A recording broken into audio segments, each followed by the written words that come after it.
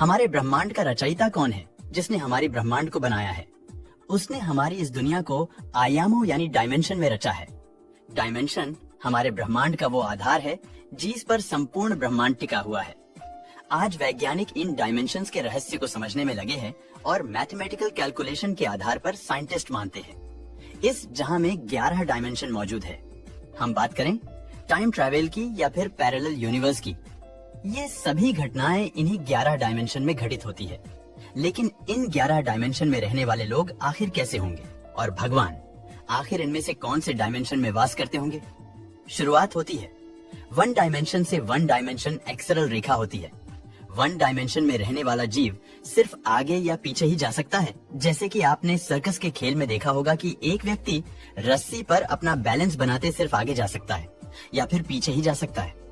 कुछ इसी तरीके से आप 1 डायमेंशन को समझ सकते हैं। अगर बात करें 2 डायमेंशन की, तो दूसरी डायमेंशन एक प्लेन सरफेस होता है जिसमें रहने वाला जीव आगे या पीछे चलने के साथ साथ लेफ्ट या राइट में भी जा सकता है। अगर आपने स्नेक वाला गेम खेला हो, बिल्कुल वैसे ही हम अपने कंप्यूटर या मोबाइल पर जो वीडियो देखते हैं वो भी सरफेस पर देखते हैं। वैसे मुझे नहीं लगता कि पहली और दूसरी डायमेंशन में कोई जीव रहते भी होंगे। हालांकि ये ब्रह्मांड अनंत संभावनाओं से भरा हुआ है, तो इस ब्रह्मांड में कुछ भी असंभव हो ऐसा कह नहीं सकते। लेकिन अगर हम बात करें तीसरी डायमेंशन की, तो तीसरी डायमेंशन वो दुनिया होती है जिसमें हम आगे पीछे दाएं बाएं जाने के साथ साथ ऊपर नीचे भी जा सके। और हम जिस दुनिया में रहते हैं वो 3 डायमेंशन दुनिया है, और इन तीनों आयामों में आने जाने के लिए हम बिल्कुल आजाद हैं।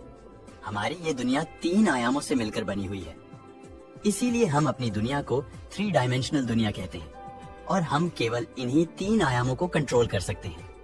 इन 3 डायमेंशंस के बाद जितने भी डायमेंशंस मौजूद हैं उन सभी को हायर डायमेंशन कहा जाता है, और हायर डायमेंशन को हम कंट्रोल नहीं कर सकते। यहाँ तक कि हायर डायमेंशन में क्या चल रहा है हम ये तक नहीं देख सकते। तो दोस्तों, अब हम सफर करने वाले हैं हायर डायमेंशन में हैं। मैं आपको बता दूं कि अब यहाँ से जितनी भी बातें होंगी वो सिर्फ साइंस फिक्शनल होंगी और उनका वास्तविकता से कोई भी संबंध नहीं होगा, क्योंकि अभी तक हायर डायमेंशन के बारे में हमारे पास कोई भी सबूत नहीं है। हायर डायमेंशंस की कल्पना हम केवल वैज्ञानिक द्वारा की गई मैथमेटिकल कैलकुलेशन के आधार पर ही करेंगे। दरअसल वैज्ञानिक के अनुसार चौथा आयाम खुद समय है। हम केवल 3 डायमेंशनल दुनिया में रहकर इस चौथे आयाम का सफर करते हैं। हम जन्म लेते हैं, धीरे धीरे बड़े होते हैं, बूढ़े होते हैं और फिर बाद में मर जाते हैं। समय की ये रेखा हमें हर पल भविष्य की ओर ले जा रही है। चौथे आयाम में हम समय में पीछे सफर नहीं कर सकते। जैसा कि मैंने आपको बताया कि हम सिर्फ अपने 3 डायमेंशंस को ही कंट्रोल कर सकते हैं। हायर डायमेंशंस को हम कंट्रोल नहीं कर सकते, और समय भी एक हायर डायमेंशन है, इससे हम कंट्रोल नहीं कर सकते। जब हम समय में आगे पीछे ही नहीं देख सकते तो टाइम ट्रैवल करना तो हमारे लिए बहुत बड़ी बात है। चौथे आयाम समय का अस्तित्व है, तो इसको कंट्रोल करने वाली भी कोई सभ्यता जरूरी होगी। लेकिन समय को कंट्रोल कर सके उस सभ्यता के लोग आखिर कौन सी डायमेंशन में रहते होंगे? इस सभ्यता के लोगों को त्रिकालदर्शी कहा जाता है। त्रिकालदर्शी वो लोग होते हैं जो भूत, वर्तमान, भविष्य तीनों को देख सकते हैं। लेकिन समय को कंट्रोल कर पाना चौथे आयाम की सभ्यता के बस में भी नहीं है। चौथे आयाम की सभ्यता भविष्य को देख तो सकती है, लेकिन उसको बदल नहीं सकती। अब आते हैं 5वीं डायमेंशन में, जिसमें पैरेलल यूनिवर्स के रास्ते खुलते हैं।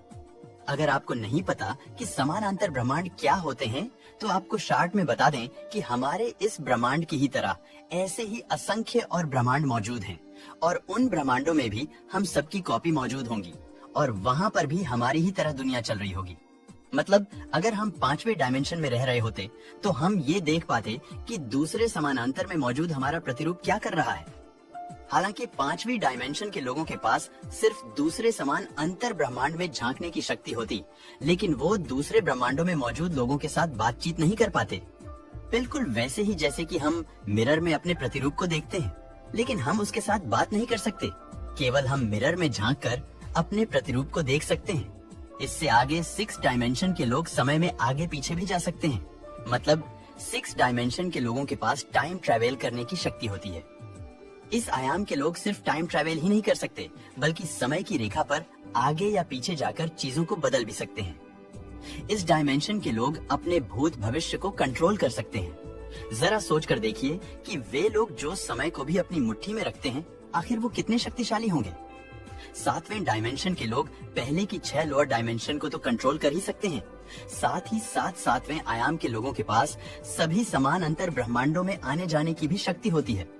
7वें आयाम के लोग सभी समान अंतर ब्रह्मांडों में खुलेआम कभी भी आ जा सकते हैं। जरा सोच कर देखिए, ब्रह्मांड से हमारा प्रतिरूप आकर हमसे मिले तो हमारे लिए वो कितना शक्तिशाली होगा।